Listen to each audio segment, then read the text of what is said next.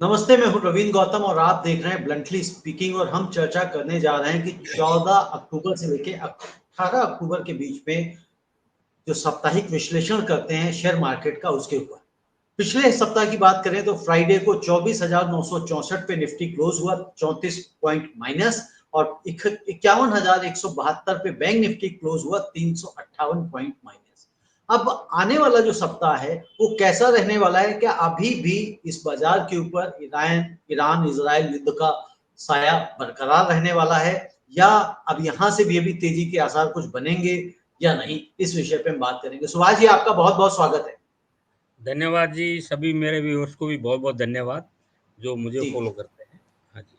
बिल्कुल। तो सुभाष जी, पिछले सप्ताह हमने देखा कि बड़ा उथल-पुथल का दौर रहा। अभी क्या लग रहा है, कुछ मार्केट में कैसी पकड़ आएगी, वापसी करेगा बाजार? देखो रविंदर जी, जैसे आपने भी अभी बताया ईरान-इज़राइल का कॉन्फ्लिक्ट चल ही रहा है। ईरान ने पीछे इज़राइल पर मिसाइल्स पर अटैक किया था और इज़राइल ने कहा था कि हम सही टाइम पे रिटेलिएट करेंगे और जी, अभी तक उसने रिटेलिएट नहीं करा। वो अपना फ़ोकस अ, लेबनान, यमन हैं, इसमें करा हुआ है, हमास, है ना? हिज़्बुल्लाह जिसे हम कहते हैं लेबनान के अंदर, तो इसमें अभी वो उसका चल रहा है, तो जी, हुतीज़, ठीक है जी? और ईरान इराक का जो सॉरी ईरान इज़राइल का जो कॉन्फ्लिक्ट है, वो अभी चल रहा है, इसलिए मार्केट जो है पिछले वीक कोई ज़्यादा मूवमेंट नहीं हुआ था, थोड़ा-सा पिछले वीक जो क्लोज़ हुआ था और उससे पहले तो आधा परसेंट ही डाउन था, कोई ज़्यादा नहीं घटा मार्केट। और ग्लोबल क्यूज़ वैसे यदि आप ग्लोबल मार्केट देखें तो वो घटे नहीं, है ना? और इंडियन मार्केट थोड़ा रिएक्ट ज़्यादा किया है, क्योंकि इंडियन मार्केट में क्रूड बड़ा इम्पोर्टेंट है। क्रूड जैसे 69 से 78 बैरल पर डॉलर पर 78 डॉलर पर बैरल चल रहा है। तो हालांकि 85 बैरल 85 डॉलर पर बैरल तक कोई दिक्कत हम समझते नहीं है। यदि कम रहता है तो बेटर है। जी, दूसरी बात, यदि हम इस वीक की बात करें तो इमीडिएट यदि कोई अटैक नहीं होता है इजराइल की तरफ से ईरान के ऊपर, तो मार्केट में रेंज बाउंड मार्केट बना रहेगा, जी, ठीक है जी। तो आपको मैं बता देता हूँ, निफ्टी 24,964 क्लोज हुआ था जी। और तो इसके अंदर यदि हम इस वीक की बात करें, आने 14 अक्टूबर से 18 अक्टूबर, तो 24,550 और 25,550 के बीच में रहना चाहिए। और 24,550 से लेके 25,550 के बीच रहना चाहिए। हाँ जी, और बैंक निफ्टी हमारा 51,172 क्लोज हुआ था, जी, तो इस पे मैं कह रहा हूँ 50,550 और 51,950 पे रहना चाहिए। यानी कि पचास आप हजार बैंक निफ्टी की रेंज 51,950 से ऊपर की नहीं मान रहे हैं। नहीं मान रहे अभी, 51,172 तो क्लोज हुआ था जी, जी। और तो पचास हजार सुभाष पाँच सौ जी, पचास जैसे आप ईरान और इज़राइल के अटैक की भी बात करी कि भई इज़राइल ने कहा था कि भई हम हमला करेंगे, लेकिन उसने रिटेलिएट नहीं किया है। लेकिन अभी जो ये साइबर अटैक की बात आई है सामने, इसको आप किस तरह से देख रहे हैं और इसको बाजार किस तरह से लेगा? देखो, बात ये है, जब कोई युद्ध होता है तो सारी तरह से अटैक होता है, जी, फिजिकल, मेंटल, साइबर, सब तरह से एक दूसरे पर अटैक होता है। ये जी, कोई खास बात नहीं है, क्योंकि यदि मैं जैसे अमेरिका है, अमेरिका का भी यही है कि भाई अ, ये ऐसे इंस्टॉलेशंस पर अटैक करे जहां, जैसे मान लो परमाणु उनके इंस्टॉलेशंस हैं, उस पे अटैक कर दे तो उनको भी लगता है कि भाई एक मिडल ईस्ट की जो पावर है परमाणु की, वो खत्म हो जाती है, तो एक हुँ, परमानेंट थ्रेट खत्म होता है नहीं? और यदि वो उनके क्रूड के रिसोर्सेज पे करेंगे तो वो परमानेंट एक तरीके से, जैसे Iran is a major supplier of oil, तो उसका वर्ल्ड वाइड पूरा नुकसान होता है। वर्ल्ड वाइड पूरा नुकसान। हाँ, और साइबर अटैक से किसी को कोई फर्क नहीं पड़ता, एक कंट्री दूसरे कंट्री पे करता है तो ग्लोबली कोई फर्क नहीं पड़ता, है ना? ग्लोबली ये, फर्क नहीं। हाँ, ये अपना एक स्ट्रेटेजी का है। जैसे पेजर पे किया, है ना, वॉकी टॉकी पे किया, ये स्ट्रेटेजिक तरीके हैं। और मार्केट के अंदर जैसे फेड रिजर्व ने 50 पैसा इंटरेस्ट रेट घटाया, आरबीआई हम्म। ने मॉनेटरी पॉलिसी में कुछ नहीं घटाया, कुछ नहीं है घटाया। नहीं? हाँ, और एफपीआई की सेलिंग 1 अक्टूबर से लेके आज तक 50,000 करोड़ से ऊपर हो चुकी है। तो हम्म। वो एक परमानेंट डाउन का कारण बन रहा है, क्योंकि ये इंडिया के उसी में ज़्यादा इम्पैक्ट कर रहा है। वर्ल्ड वाइड में इस तरह की चीज़ें नहीं है ज़्यादा, यूएस को, यूरोप को इतना इम्पैक्ट नहीं कर रहा। लेकिन जो इंडिया में सेलिंग है और चाइना में बाइंग है, वहाँ 25% मार्केट बढ़ा है। और अभी चाइनीज़ गवर्नमेंट कह रही है हम फिस्कल स्टिमुलस और देने जा रहे हैं। अभी ओके। वो तो उससे क्या है, इनका मार्केट और थोड़ा अट्रैक्टिव हो जाएगा। तो ये एक सेलिंग थोड़ी-सी बनी रह सकती है।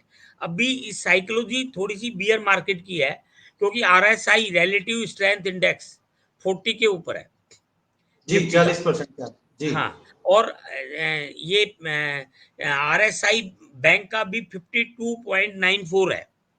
Bank Nifty okay. के लिए जो आरएसआई है, रिलेटिव जी। स्ट्रेंथ इंडेक्स 52 पॉइंट, ये दोनों ही बियर की तरफ दिखा रहे हैं। और ओके। इसका ये मतलब है कि पुल बैक रैली आती है तो और मार्केट थोड़ा सा ऊपर जाता है तो यू मस्ट सेल। तो ओके। ये मैं जो सोच रहा हूँ कि पुल बैक रैली आएगी तो जो इंडिकेशन है, जो इंट्रा ट्रेडर है वो पहले सेल करें और फिर नीचे पे ले, तो वो फिर उनकी बाय करें। स्ट्रेटजी इस तरह की बन सकती है। बाकी यानी कि जो रेंज आपने दी है कि उस रेंज में ऊपर जाता है तो बेच दे और फिर वापस नीचे आ जाए तो ले हाँ, ले। मिले। अभी जो जी। स्ट्रेटजी है, लेकिन जो जी। लॉन्ग टर्म इन्वेस्टर है, फंडामेंटल इन्वेस्टर है, वो जी। जब भी बॉटम लाइन मिलती है, उस पे अपनी होल्डिंग बना के रखे। ओके। उस क्योंकि बिल्कुल जब ठीक है, जो लॉन्ग टर्म इन्वेस्टर है वो ना बेचे, वो बिल्कुल रखे संभाल के, जैसे इसे हाँ, नीचे आता है फिर वो बाई कर ले। सुभाष जी, एक चीज मैं और पूछना चाह रहा हूँ कि जैसे अभी लास्ट वीक एक बड़ी घटना घटी कि रतन टाटा जी हमारे बीच नहीं रहे। तो अब रतन टाटा जी के जाने के बाद जो टाटा ग्रुप के शेयर्स हैं उसको आप किस तरह से देखते हैं कि आने वाला समय उसमें किस तरह की हलचल रहने वाली है? जो रतन टाटा जी एक्टिव नहीं थे काफ़ी टाइम से, और एक आइकॉन बन चुके थे रतन टाटा, उनके नाम से ही चीज़ें होती थी। और वो एक साइकोलॉजिकल है, एक इमोशनल मूवमेंट है, लेकिन जी। प्रैक्टिकली कोई इम्पैक्ट नहीं है, है नहीं? जो उनके कज़न हैं, नियॉन टाटा जो भी नाम है उनका, तो वो न्यूल। अब चेयरमैन इलेक्ट हो गए हैं। और जी। पूरा प्रोफेशनल ऑर्गेनाइजेशन है, प्रोफेशनल ग्रुप है, सीईओ द्वारा, प्रोफेशनल सीईओ द्वारा हर कंपनी रन हो रही है। तो प्रैक्टिकली वर्किंग में कोई फ़र्क नहीं पड़ेगा। हाँ, और जो कंपनी स्ट्रॉन्ग है वो बढ़ती रहेगी, जो कंपनी डाउन है वो मतलब प्रोफेशनली काम हो रहे हैं, तो इसका ज़ीरो इम्पैक्ट है।